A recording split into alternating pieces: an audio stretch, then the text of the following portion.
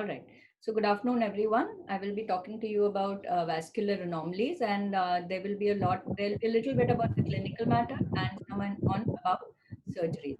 So all of us know that vascular anomalies basically signify a deviation from normal vasculature, but that the morbidity can be very wide, and you may just have a mild discoloration of skin, or you may have massive involvement, which leads to functional compromise, and sometimes there could also be life-threatening complications. So the key to management of any disease for that matter and specifically so in vascular anomalies is a correct diagnosis. But the problem is that these are very difficult to classify. So a long time back, earlier, I should say earlier to 1982, these were often classified by the color or by how they looked. They were called as strawberry angiomas or maybe port wine stains. But in 1982, Mulliken and Glowacki finally gave it the biological classification and divided it into hemangiomas and malformations. So hemangiomas were basically tumors, and malformations had a normal endothelium. So over a period of time, with their help, and from 1990 onwards, they started having workshops, and every 2 years there's this workshop. So the first, they were formalized in 1992 as the International Society of Study of Vascular Anomalies, and these workshops are held every 2 years. The first one came out with this classification which you are seeing, and over a period of time now, the last one was held in 2018. The one which was to be held now in 2020, I think in Melbourne, that has now been cancelled, and they are trying to, I think, hold an online one now. So they have the ISSVA workshop classifies all vascular anomalies into vascular tumors and into vascular malformations. So what you're seeing here is a really large list. I'm not going to read the list, but this source is available online. So you would be able to get an idea, and all vascular malformations also are it is basically capillary malformations or lymphatic or venous or arteriovenous, and there could be a combination of capillary with lymphatic with venous, and of course you have the associated anomalies and syndromic issues. So if you talk of tumors, basically they are, and our infantile hemangioma, which we see so often, are basically these tumors have endothelial hyperplasia. And these are true neoplasms that will grow by endothelial proliferation. Whereas when we talk of vascular malformations, the endothelium is normal, and there are basically structural abnormalities in these cases, and these change with blood pressure flow. There is also hormonal modulation seen in these. There is collateral formation, there may be shunting. So now, what are the clinical features by which your patient may present to you, whether it is whether it is a tumor or whether it is a malformation? Basically, vascular anomalies, all these lesions, all these masses, which are vascular masses. So the patient may come to you either with the swelling, or there could be bleeding. Patient may come to you, especially the lymphatic malformations, often come with oozing and discharge. There could be pigmentary changes for limbs. Often there for the lower limb, sometimes they come with gait disturbances or for limb girth problems. And often in the upper limb, you have contractures. So when I say contractures, basically it's the muscle is involved in these cases. So what you're seeing here, this is how patients present to us in the upper limb sometimes. So you can see this patient, the patient is not able to extend the fingers when the wrist is extended, and you can see that the finger flexors are contracted. Same in this other patient in lower one also. Here you see that though the ulnar three fingers are involved, the middle two fingers are more involved than the others. So in all these cases, when we exercise, we have to also make sure that we release the contracture. There is no soft tissue contracture. You can see that the fingers are extending when the wrist is flexed. It is basically the muscle tendon unit which is short. So to my mind, I think most of the cases of vascular anomalies, we should be able to come to a diagnosis simply by taking a very good history, checking on the clinical presentation and how it has progressed, and the examination findings. Our investigations are only going to help us with management and, of course, confirming our diagnosis. So history, clinical presentation, and examination findings are exceedingly important in trying to diagnose these cases. So I will give you only of the common, I will talk to you only of the common conditions. So an infantile hemangioma, the initial sign in most of these cases, probably after 10 to 15 days or sometimes 7 to 8 days of birth, is that there could be an erythematous vascular patch. There may be a blanched spot, or there could be just telangiectasia surrounded by a pale halo. There is often rapid neonatal growth because of the cellular proliferation that occurs. So in terms of color of the skin, it really depends on where the hemangioma is situated. If it is in the superficial dermis, you will see the classical raised, skin raised and the bosselated crimson appearance. Whereas if it is a deep lesion, sometimes the skin may just be normal or just faintly bluish. By the time the child is 8 to 12 months of age, the lesion starts to soften. In fact, often we start seeing softening even by 9 months, and the color lightens. Usually, there is complete resolution in 50% of the children by 5 years, 70% by 7 years, and there is continued improvement till 10 to 12 years of age. So, you see this example here. You see here the child at 8 months, and by the time she's 8 years, there's only a scar left. Similarly, this young girl who came to us at 16 years with this scar for to do something for the scar. And here is a photograph of her when she was just 1 year old with a large crimson patch. When we talk of capillary malformation, basically it is ectasia of the dermal vasculature. So you're obviously going to see pigmentation on the skin. Very often capillary malformations are associated with deeper malformation, whether arterial, venous or lymphatic. And with age, the color changes from pinkish to purplish because of the channels enlarging. Where venous malformations are concerned, though they are present at birth, they may be noticed only at the age of 1 year. They grow commensurate with the child. They engorge on dependency and they decompress. They completely decompress on elevation. They may enlarge after trauma, puberty. Often our patients come to us at the age of 13 or 14 years, and sometimes with the history that there was trauma. So they think that it is a trauma that is caused the venous malformation.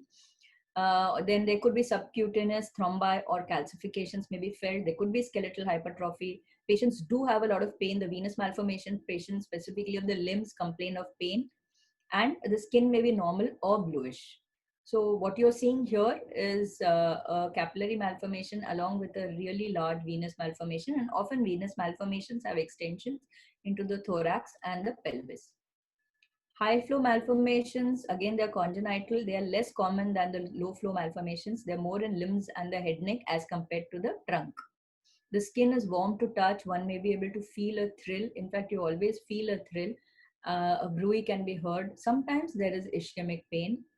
And in the limbs, one may have distal ischemia. There could be massive limb hypertrophy, and in very extensive lesions, of course, one may have consumptive coagulopathy or large shunts leading to cardiac failure. So like we saw the photographs of the hemangioma, similarly here you see an AVM, but in an AVM, it's exactly the opposite. The AVM always goes up the Schobinger grading. So even if it is Schobinger 1 many years back, it usually goes up the grading. So here is the young man at the age of 16 years, and by the time he is 42 years, it is. What platform is that? Zoom, sir. I will send the link on our group, sir. Yeah, so by the time the patient is 42 years old, you can see that it has increased a lot. Here is another young boy at the age of 6 years. A large AVM was removed from the forehead, but those tiny little patches that we see on the eyelid were not removed. And by the time 6 years later, you can see that the one above there is no problem, but the eyelid has now got a large AVM. Another patient who was excised, but obviously, though it looks like it was completely excised, 7 years later, he came back with a recurrence. So now let's talk about the investigation. So investigations are mostly all radiological. So you could get X-rays done, ultrasound, Doppler, DSA, and MRI. So I have highlighted the X-rays, the DSA, and the MRI because I think that these three are very important. So X-ray is more simply because there are just in case there are some places where you feel that you may not get a DSA or an MRI immediately, you could get an X-ray done and see whether there are any changes in the bone. So what are the kind of changes that one can see in X-ray? You would be able to see a soft tissue mass if it is there. Like you're seeing in the first photograph here, you can see phleboliths here. You may see periosteal elevation as seen here. Here you are seeing an erosion, or one could also see density changes like you're seeing in this, and you're seeing a sclerosis. So if you see this X-ray, you see that there's completely, the proximal phalanx has been pressed and it has got thinned out a lot. This was a venous malformation, and you can see here it has been excised, and you can also see the calcifications in this venous malformation. Here you see this is the X-ray which was of the erosion, and here is the erosion in the middle phalanx, and this was an AVM. In fact, this is a patient who was referred to us after having been given sclerotherapy with sodium tetrahydrosyl sulfate. Now this is a case which is almost 15 to 18 years old of mine, and here if you see, the patient developed a bad over the place where the injection was given, and the lady had already developed a contracture. It was a developing contracture. So finally we gave this conservative management, allowed the skull to heal, allowed the finger to stretch out, and after the finger had completely stretched, then went in. I excised it, and here is the AVM. You can see it was going all the way from here to there. It is completely removed by saving the neurovascular bundle, and this is her post-op with almost near normal function, except a little bit of flexion is restricted, but she was able to get full extension. When we talk of arteriography, we obviously in today's day and age, we do a DSA. It's always a digital subtraction angiography. The angiography helps to define the extent and the source of the arterial supply, specifically arterial supply, and it also helps to delineate the margins to some extent. So what do we see in a hemangioma? In a hemangioma, you will see coarse, highly irregular arteries with areas of pooling of contrast, or sometimes in hemangiomas, you just see very fine caliber arterial wall with very less pooling. But when you see an AVM, there is filling of the deep venous system simultaneously. There is also puddling of dye in the malformation. So what you see here that you see, these are the veins that you see are filling up. And even before the distal vascular tree is fully filled up, you see that the veins have got filled up, and that there's a large amount of puddling in the AVM. So this is a difference now that you see between a hemangioma. So this is a hemangioma where you don't really see the venous drainage at all, but that you're seeing puddling, and this is high flow. There's a lot of blood which is going in, but there is no return from the veins. Whereas when you see an AVM, you can see that there is a venous return. Now, when we talk of venous malformation, you can see very clinically, it's very obvious that this is a vascular lesion. But when somebody had got a DSA done, you can see that there is absolutely no arterial inflow in it. But this was basically a venous malformation. So here you see a direct venogram was done in the patient, and you can see the blood collected in the venous malformation. Similarly, another venous malformation in the leg, somebody had suspected a vascular lesion, but they had just gone ahead with an angiogram, and the angiogram was normal. But when an MRI was done with contrast, you could see that there was an intramuscular venous malformation. So I think a DSA is not required for every case. If clinically you think that it's a venous malformation, you could just go ahead and get a venogram done if it's possible, or get an MRI done. So how does an MRI help? An MRI will tell you about the anatomical extent, and you can clearly demonstrate it. You can get a longitudinal as well as transverse section. The radiologist will be able to tell us about the flow pattern, and the MRI can specifically help us to guide angiography, especially when there is multifocal involvement. And it also help with direct puncture for the venogram.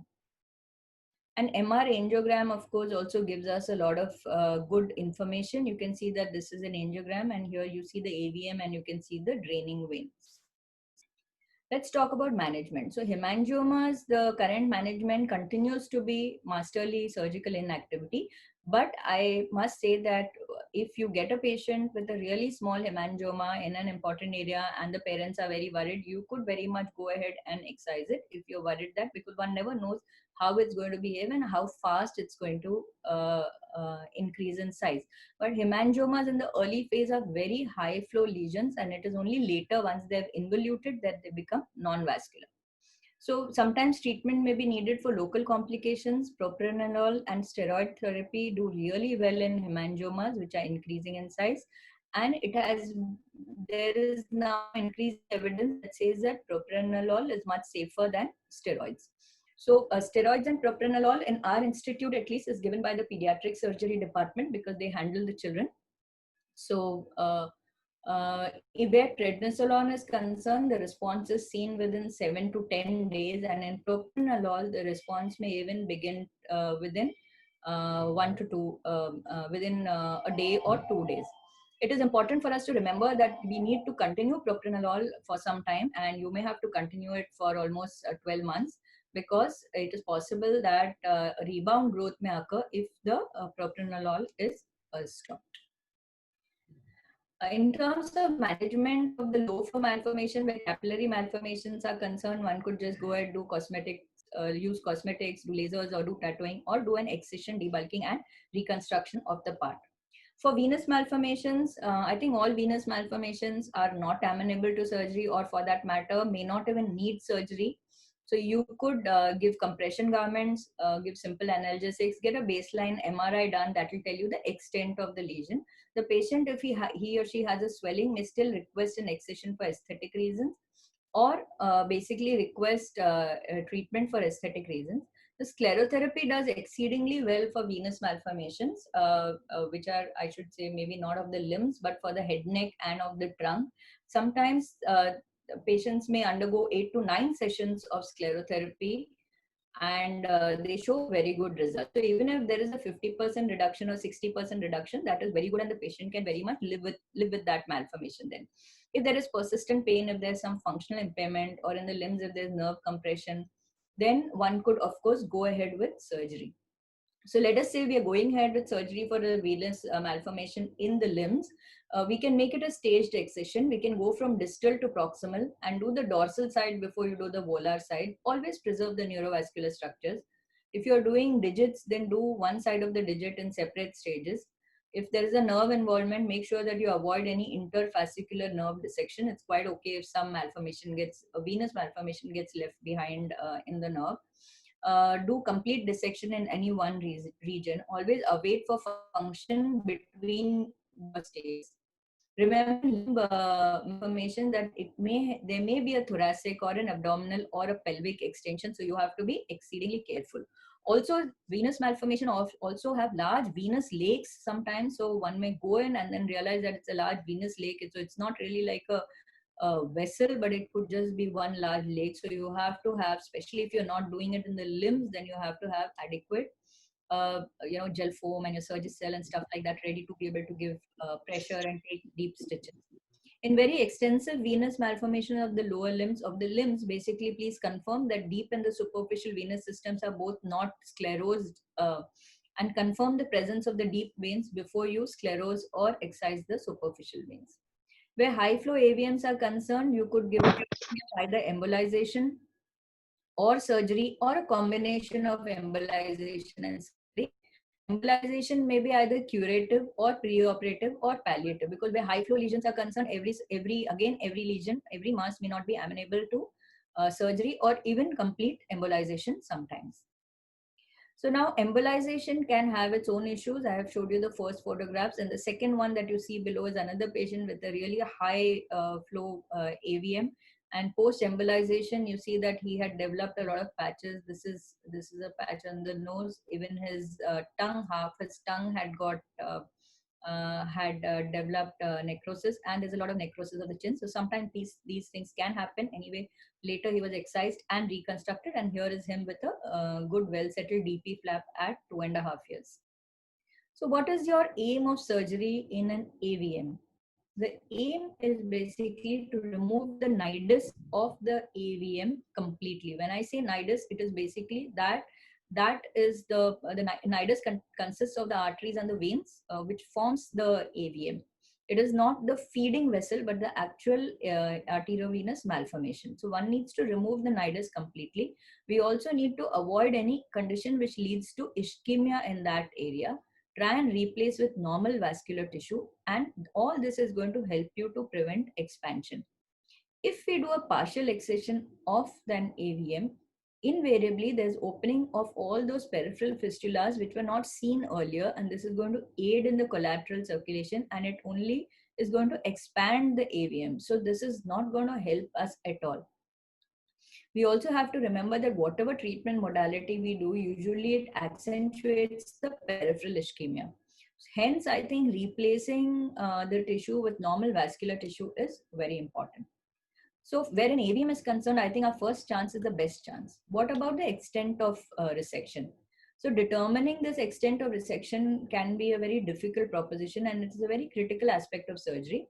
So I think that perhaps a wider excision, including some normal tissue, might be beneficial for us.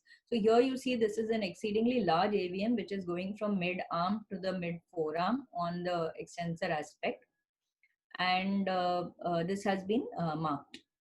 So here you see that this is on palpation and on seeing, this is what is seen, but I have marked it at least a centimeter and a half beyond, which is what the excision was done.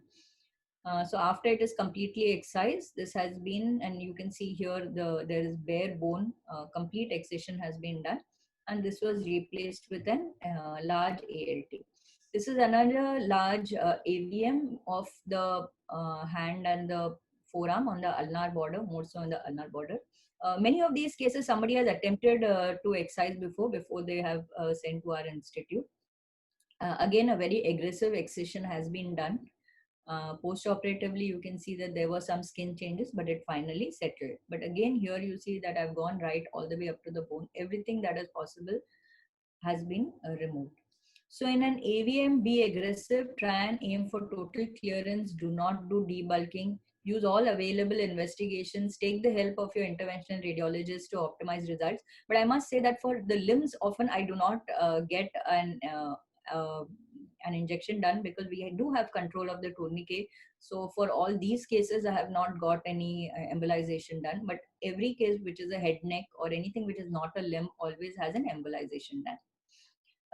If total clearance is not possible, then we request the interventional radiologist if they can just recommend multiple sessions of embolization and leave that as the only treatment. And we must remember that we need to have flexible reconstructive options. So I'll now show you a few clinical tips. I'll talk about clinical tips and give examples accordingly. So the first tip is that it is very important to review the clinical history and all investigations again prior to surgery. You should have a diagnosis preoperatively because your surgical plan is very dependent on the diagnosis, and it is very much possible to have a diagnosis.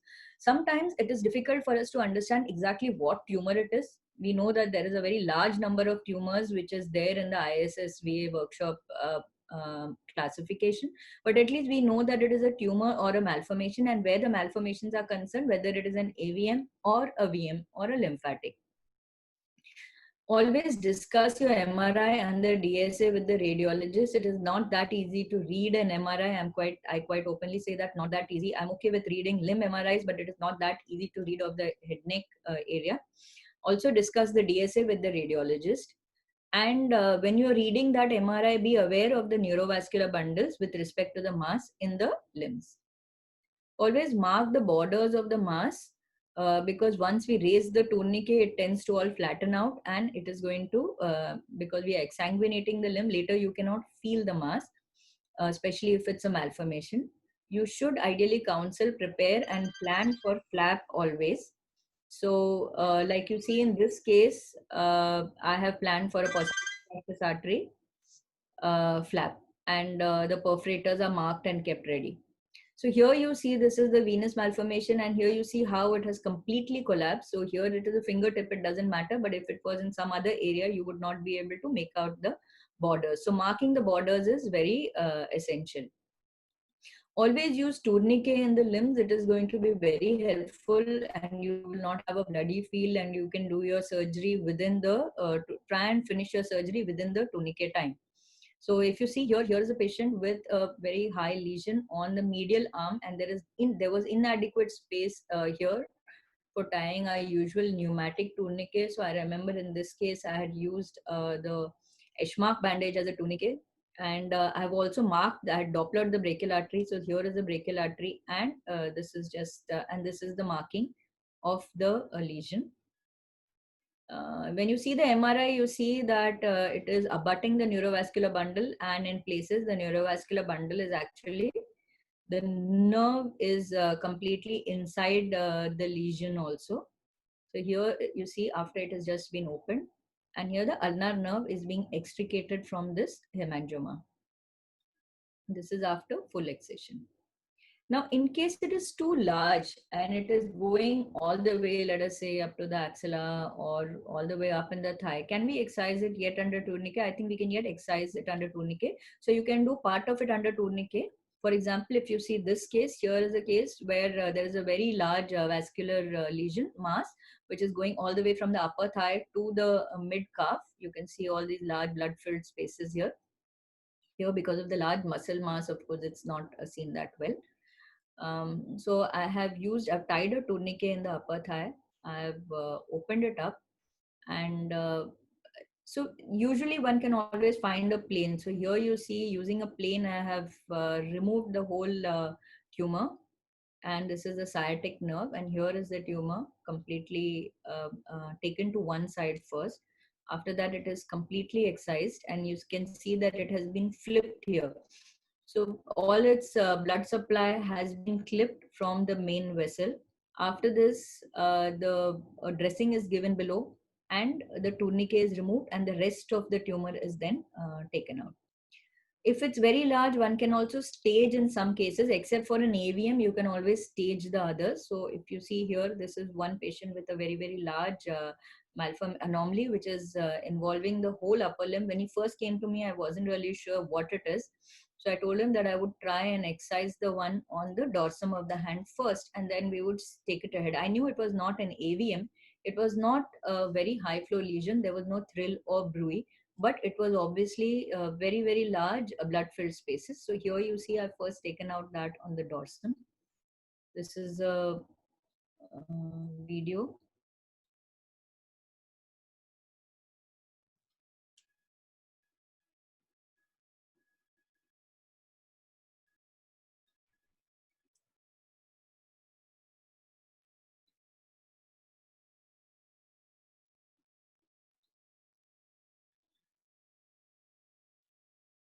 I have no idea why the video is not running right now.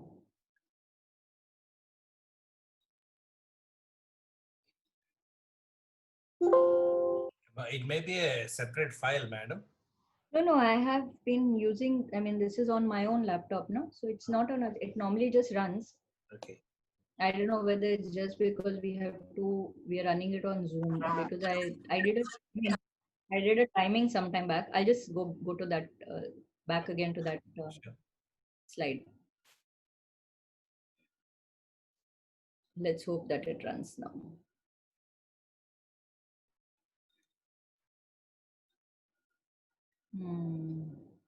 Actually, it was running on automatic. So any which way, so that was the surgery, and here was the patient with full function.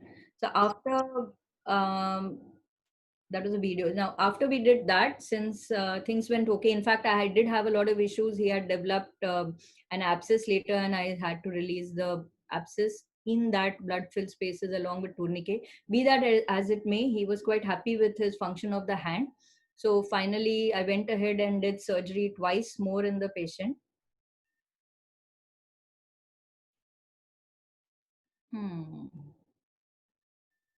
This is odd. So should I try and maybe I can show it to you as a separate. I can show the video as a separate video. Somebody was suggesting you can come out, madam, unshare, start playing the video, then share. Oh, okay. And so you mean I should stop sharing and then start the video and then start sharing again? Yes. Is that what you're saying? Yes. We'll okay, let me try.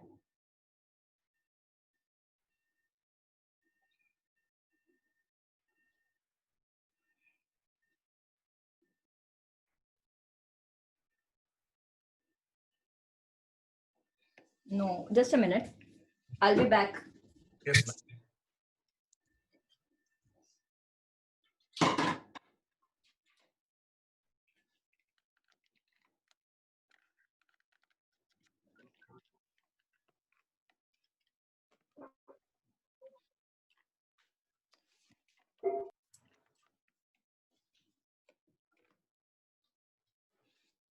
So anyway, I'll go ahead. Maybe I can show some videos later. Yes, madam. I'm just trying to see how I go back to sharing.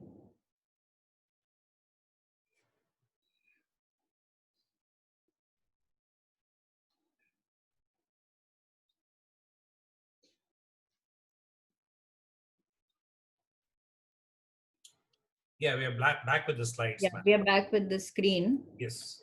So only problem is probably every time I go to a video, it's going to, sort of give us some trouble. All right. So now this was the video of the surgery. Yeah, it started now. Can you see it now? Yes. Yes. Okay, fine. So so you can see that this was the second surgery that I'm showing you now, and you can see the blood flow spaces in this large mass. But this was obviously not a malformation, but this must have been a tumor of some type. So large blood filled spaces. So often when I'm doing very, very large ones, I like to use the cautery directly. If you do it very carefully, and I am happy to use my hands to retract in these cases and uh, not use an instrument that may cause the vessels to open up. So here is a large mass which has been removed once more. So 3 times he has undergone surgery 3 times, and he had sent me these videos of himself from his village, which showed that he was able to get back to his normal function. Now, I'd like to say that always check the MRI for extensions below the muscle. Also look out for multiple lesions. So here you see this young girl who had come to us with a little bit of a swelling of the whole calf. And when we opened her up, you can see that she has this large malformation on her just above the gastrocnemius. But if you look at her MRI, you see that there is a very large component which is also below the gastrocnemius. So if once the above one was removed and the gastrocnemius was taken to a side, very large lesion was also removed from between the soleus and the gastrocnemius, and here you see both of them. Another lesion, which is this is a venous malformation on the forearm and the palm, and you see large blood filled veins. So once this is removed, the area over the forearm has been removed, over the palm has been removed. This, what you're seeing, is the median nerve, and here you see it being cleared completely from the palm. And when we take the flexor muscle mass aside, you see that there is this large component also sitting just below the flexor muscle mass. Similarly, this is hand AVMs. I have not seen this often. That is different AVMs in smaller AVMs, but this is how it was in this patient. There was one mass here, there was one here, and we can see that patient had also been operated earlier because the digital is missing in the middle finger. So here you see again the one on the metacarpal is removed, as well as on the digit is removed by saving the neurovascular bundle. Also, do not disregard any lesion, whether it is small size. It can also cause significant pain. Here what you see is a tumor which is on the fingertip, which had caused a lot of pain. Another really small lesion. This patient had gone to many places with a lot of pain, but nobody was able to really do anything much about it. Finally, there was, you see right high up in the leg, there is a very large, there's a very small lesion which is barely 2 centimeter in size, and it is abutting the neurovascular bundle. So here you see the tibial nerve. The nerve is seen separated, and it was right on top of the nerve. This is the place emptied out, and here you see this lesion along with the calcification. Always try and save the tendons and the nerves and the vessels, whether they are small or big. Again, you see this is a venous malformation of the finger, and you can see that the digital nerve is being separated from it. Another one, this is an AVM, and you can see that an AVM as small as this has already started eroding into the skin. Again, the AVM was removed by saving the neurovascular bundle of the digit. A very small finger AVM again, in the palm, you can see the swelling here. Here it is that tiny little thing, and you can see that I've separated it, and you can see both the nerves and the digital artery completely saved after having removed the AVM. This is a forearm and a palm venous malformation, again very large one. So you have to save the tendons. All right, so here you can see me separating all the blood filled, the venous malformation from the tendons. It's a laborious job, so it had to be separated from the tendons as well as from the median nerve. So when, as you can see, when muscles are involved, you should also make sure that the contractures are relieved, and where possible, go ahead and do tendon transfers as required. So here is a patient who had a lesion in the flexor pollicis longus. It has been completely removed. Here you can see the muscle has been removed, and I have done a tendon transfer of the palmaris to the flexor pollicis longus.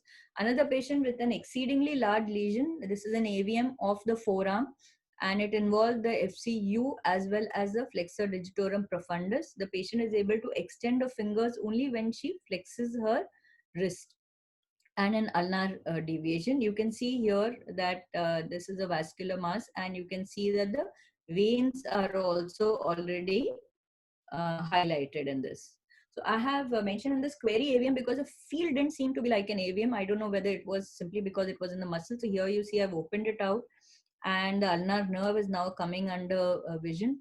This is the ulnar nerve which has been separated. This is the ulnar artery, and you can see that this whole lesion was being fed by very large branches from the ulnar artery.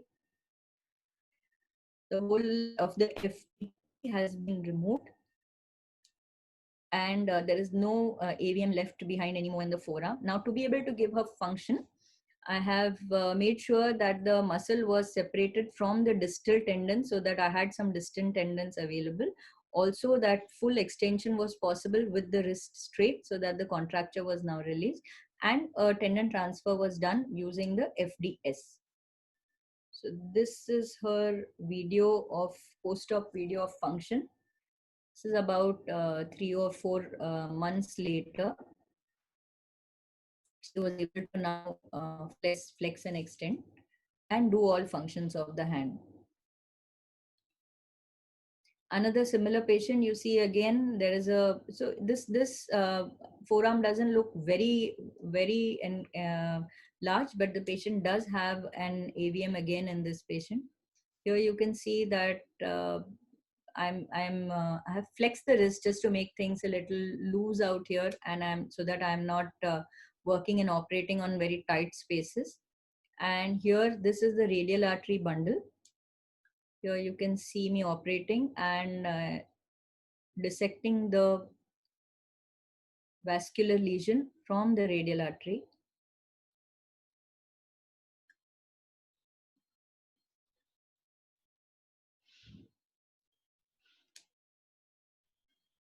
So finally, when you see the whole forearm, you see that there is some normal muscle bulk which has been left behind. This is the median nerve, this is the radial artery, and this blue line has been kept where the ulnar artery and the ulnar neurovascular bundle was preserved. The FCU was preserved in this, and there was some amount of I think there was some FPL which was left behind. This is I think a 2 or a 3 month or 4 months post-op video of the same patient. You can see the bulk of the mass which was left behind. The rest of it, since there was no muscle in continuity. In this patient, I had used the ECRL for a transfer. This is another patient with where the triceps was involved, and here you see that when the muscles are involved, we also have to make sure that we take care of the neurovascular bundle. This is the ulnar nerve, and this is the radial nerve. It's not as though these contractures happen only in the upper limb. It can also happen in the lower limb. This is a patient, a young girl who came to us with a tendoachilles contracture. And again, her whole gastrocnemius and soleus, not the whole, half the gastrocnemius and soleus was involved. You can see very, very large mass which is involving the gastrocnemius and the soleus.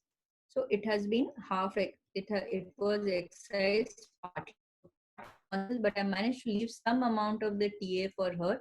So though the contracture was released, she was able to then walk later. Another patient with a similar history, and if you see this history, it says that till the child was 4 months of birth, she was completely okay. And after that, she started having the swelling, and you see a really large swelling in the calf. And she also had an equinus gait. Again, you can see how vascular this swelling is. Opened it up, and literally most of the muscle has been removed along with the anomaly. This is the large mass which has been removed, and the biopsy has come as a arteriovenous malformation. So we must also remember that surgery is not site or size dependent, but it is pathology dependent. So sometimes it is not always that you have a swelling, but for example, this patient had come with a history of limb girth decreasing and with pain off and on for a year. So here you see again there is a vascular mass which is sitting on top of the neurovascular bundle. Here you see this is it. This is the mass, which is again very high up in the leg, and it has been removed. This is the fibula from what I remember, and it was sitting on top of the bone and very close to the peroneal nerve. Here you see three patients with very lesions in very similar areas. This is one on the knee. This is again on the lateral aspect of the knee, another one of the lateral aspect, but all very different. This one was only in the subacute area. So this was excised and closed, no big deal. Here you see this lady in her not very highly vascular, so opened up. You can see this filled space, but this was on top of the muscle. But this third one, you see that on the X-ray, you can see a lot of periosteal reaction, and there is large blood filled space. It was also going all the way to the joint. You can see that I've gone deep. You can even see the patella here. And once everything was excised, it was excised all the way till the femur, and that's the femur which has been, which is seen. So three lesions around the knee, all very different with very similar complaints, but finally the extent of the lesion was very different in each one. Where reconstruction is concerned, I think we have to remember that we should not be bound by any one reconstructive option. One could do a primary closure or even go all the way till a free flap. So if the skin is involved but expanded, you can just go ahead with the primary closure as you see in this. If you feel that the skin is involved but the area is hidden, as you see here, I've just put in a split thickness graft, and here you can see the ear which had come outward is now set back properly once the AVM has been removed. In this case, an AVM was removed from the forehead, but it is an exposed area, so the bed was replaced with a full thickness graft. Here, this is an AVM which involves the skin. The whole ear was involved. Patient had been injected twice in another institute, and she had come to us with a lot of infection. So allowed the infection to settle a bit. After that, went ahead and excised it and replaced it with a deltopectoral flap. This is after 2 revisions have already been done. This patient had an AVM of the nose. He was already in Schobinger grade 3 and had been embolized twice earlier. We had to first stabilize him. He had come with a very low hemoglobin, and later an excision was done. I replaced this tissue with a radial artery forearm flap, and this is after 2 sessions of flap thinning. I think free flap reconstruction is a great idea, especially for the head neck, because one can do a wider excision. So chances of recurrence are lesser. You can tailor your flap very well. You can provide a good color match and texture match. And there is also articles which say that the highly vascular flaps also block the vicious cycle of ischemia that happens in an AVM. When we use flaps, I think we can use the free flaps. We can use the closest available vessel. So the recipient vessel can very much be the enlarged vessel which is supplying the AVM, because it may be supplying the AVM, but it is not really an abnormal vessel. So if the vessel is not abnormal and it is not part of the nidus, we can always use it. We need to trim the vessel well, because the embolic agent would have been given through it, and I've actually seen glue casts in these vessels. So we need to trim it till we see a very good lumen. And on an average, 3 to 4 sessions are required later for tissue modification for aesthetic refinements. Finally, I'd like to say that we should aim for aesthesis and not just reconstruction. So you see this young lady, 18 years female, she had had 4 sessions of embolization of this high flow AVM of the lip. Radial artery forearm flap was done for lip replacement. This is her after 4 sessions of flap thinning with very good contour. I'll just share some statistics. This is a 3 or 3.5 year statistics of my unit. So this is a total of 300 cases. Of these 300 cases, you'll see that that less than half have been operated, 144, and half have been not operated. So you see that in the upper limb, 30% of the cases are of the upper limb, 35% of the lower limb, 27% are of the HFN. So trunk cases are much lesser, and the cases in the head, neck, upper limb and the lower limb are about approximately equally divided. And if you see among the operated cases also, head neck we seem to have operated more than unoperated. Whereas in the upper limb, we seem to have a large amount of unoperated cases, and similarly in the lower limb, about 50% get operated and 50% don't. So even though the photographs that I've shared are all of surgery, please remember that there is a large chunk of patients who don't get operated, and they are managed only by the interventional radiologists. So I'd like to recap by saying that venous malformations are more amenable to sclerotherapy and that they may need multiple sessions of sclerotherapy. In extensive venous malformations, before you decide to go ahead with surgery, please confirm that that the deep veins are present before you excise or sclerose the superficial.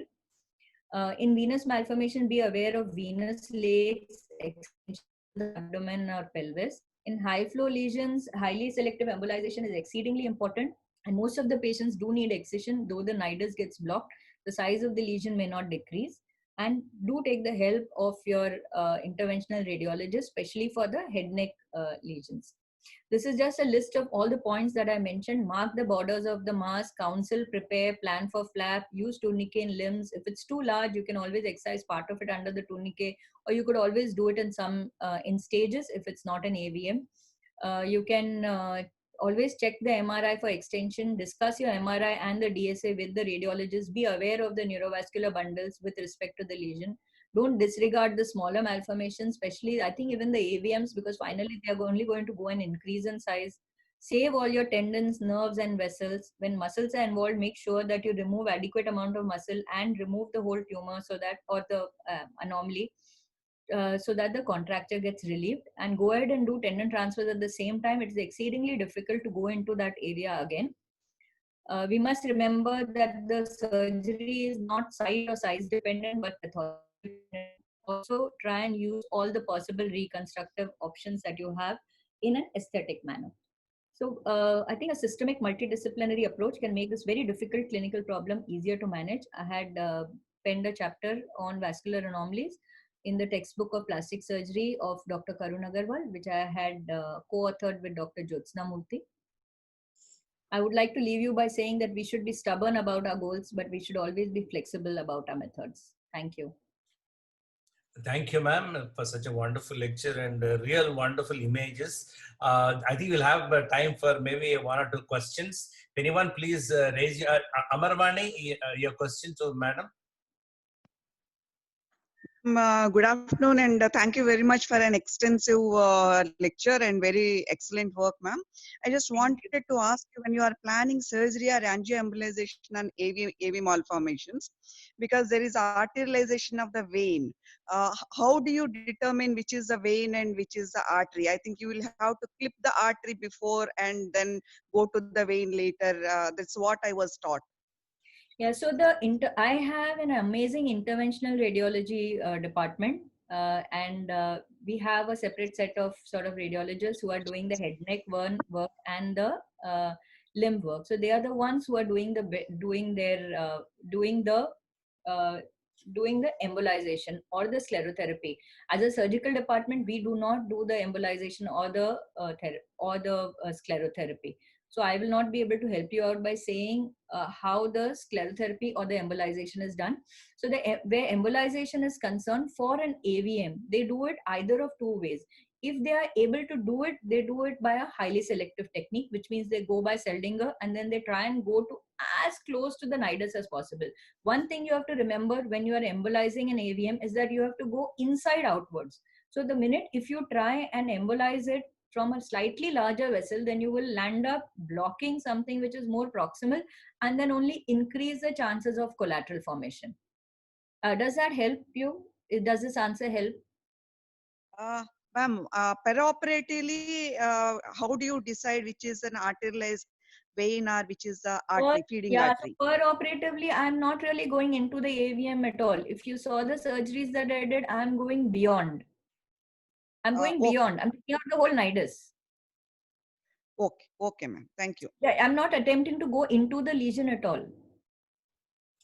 Yeah, I could see all the mosquitoes and everything towards the periphery and proximal. Yes. So I don't want to go into the lesion at all, because I feel if I'm going to go into the lesion, then I'm not sure what I'm leaving behind.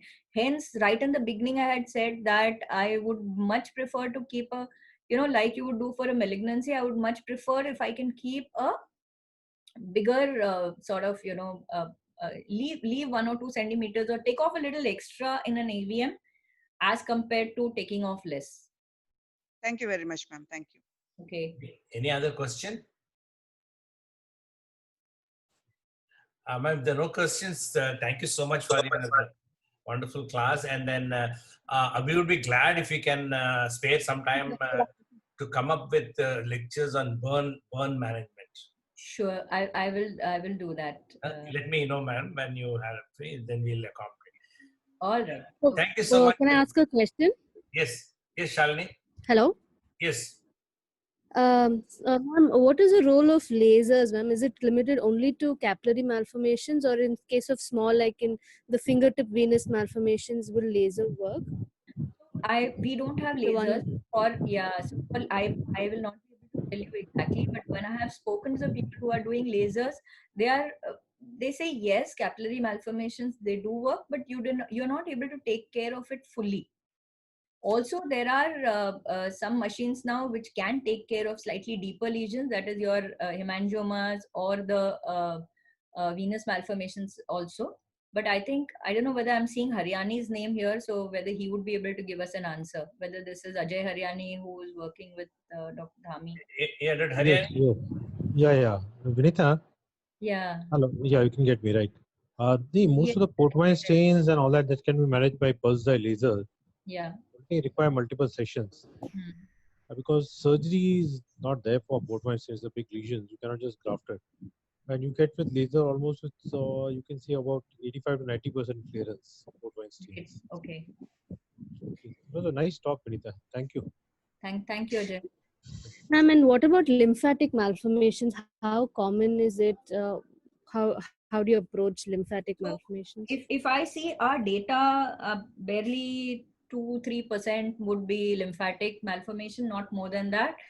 If it is amenable to surgery, I would like to excise it, but I feel that when we are doing lymphatic malformations, especially like let us say it's on the back or the shoulder or arm, what I realize is that what I think I have removed, invariably there is some left. But then if we debulk it, it's quite okay to debulk a lymphatic malformation. Nothing really, I mean, it's not like an AVM that it is going to make things worse by debulking. So we do lymphatic malformations, and when we do it, if I can get primary closure, you do primary closure, you reconstruct as needed. It will only help reduce the clinical symptoms a bit. Okay. And interventional radiologists are also able to help us with lymphatic malformations. And in case of hemangioma, ma'am, when do you wait before you can go for surgery to assess this case is going to regress, this is not going to regress, it's a non-convoluting hemangioma. So all the children who come to us, we ask them to wait. We take clinical photographs and also ask them to come back every 3 months. All children in whom it is in a functional area, let us say the eyelid or on the face and in areas like this, we refer to our pediatric surgeons, and all of them are given either steroids or propranolol, and it works. So we have never operated on a case of hemangioma. To date, in my last 15-20 years, I have never operated a case of hemangioma in a child. I don't know, that should be an answer that we are not really going in. And also, they're not really getting very small hemangiomas. They're already big. So I think that the surgery will only cause more scarring if I do it early. And then if we wait long enough, once everything settles, then you have a smaller scar, and then you can take care of the scar later. Thank you, ma'am. Thank you so much. Thank you so much, ma'am, for the wonderful lecture. There's somebody is asking whether the ma'am can take class every day. I have to pull out. As I said, we are yet working, and there are, in the hospital, there are emergency cases which are coming in. And like in everybody else's home, there's also a lot of extra added work. So, whenever you find time, we'll be much obliged if you come. Sure. You're a very professional because if first time on Zoom, you're very, very professional, I should say. Thank you so much. Thanks for the. All right. Bye, everyone. Stay safe. Thank you.